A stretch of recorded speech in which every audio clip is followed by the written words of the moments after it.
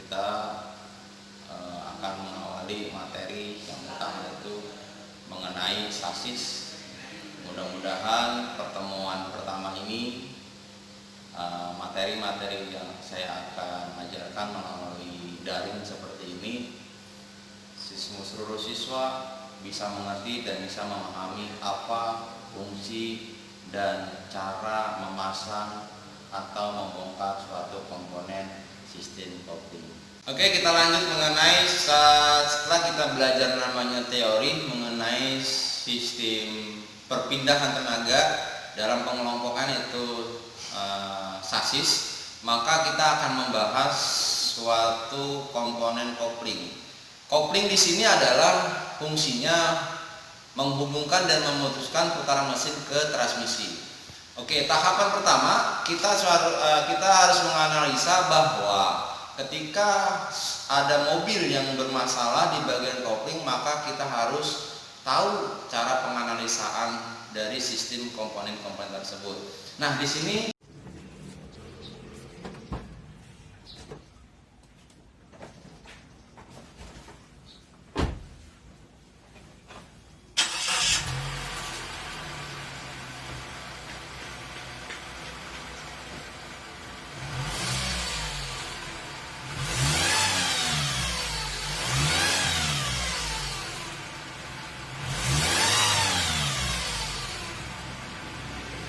kita perhatikan bahwa ada suatu mobil yang trouble, yang bermasalah, yaitu ketika diinjak kopling maka dia bunyi kasar atau tidak maksimal, ada suara-suara berisik di dalam komponen kopling.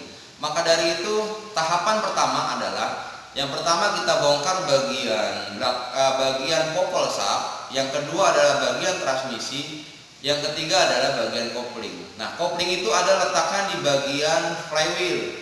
Nah, berhubungan dengan namanya transmisi. Maka dari itu kita harus analisa satu persatu komponen-komponen kopling agar kita tahu bahwa penganalisan tersebut dan permasalahan tersebut yang kita harus atasi. Nah, baik, kita akan lanjut mengenai cara pembongkaran, nanti juga akan ada cara proses pemasangan bagian kopling, bagian transmisi dan seterusnya. Oke, di sini kita sudah membongkar namanya bagian popol shaft. Popol shaft ini yang berhubungan dengan namanya gardan atau diferensial menggerakkan roda bagian belakang. Nah, popol shaft ini berhubungan dengan namanya transmisi.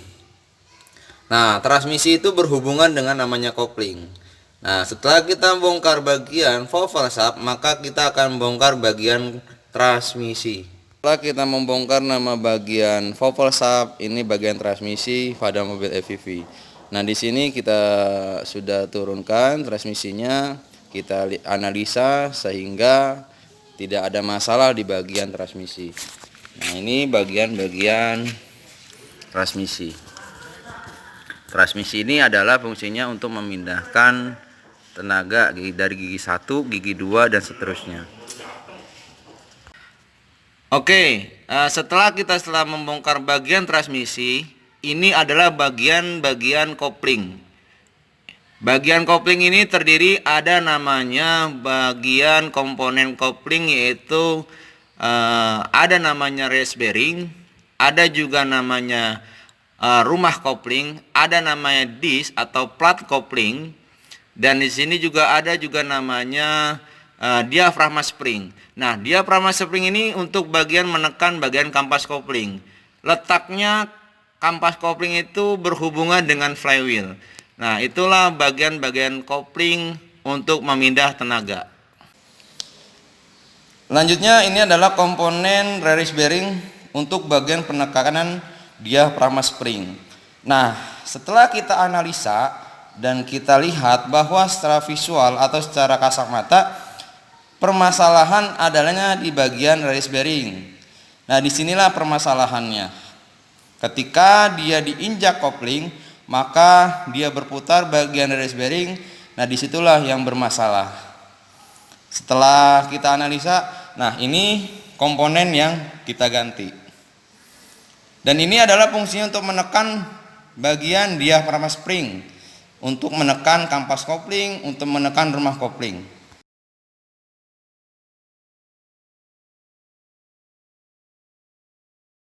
Pemasangan pertama kali kita pemasangan transmisi.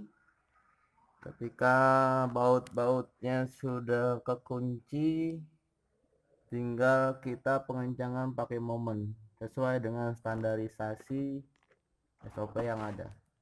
Setelah pemasangan transmisi oke, pun baut-baut juga sudah kencang sesuai dengan SOP. Power sub juga sudah oke, tinggal kita tes suaranya masih ada berisik atau tidak. On. Sebelumnya suara tersebut ketika kita injak kopling dia berisik atau kasar, maka kita coba sekarang sudah kita perbaiki, tinggal bagaimana. Oke, berhasil, tidak ada suara, berarti release bearing pada penekanan kopling sudah oke. Terima kasih yang sudah menonton mata pelajaran sasis ini, semoga sukses.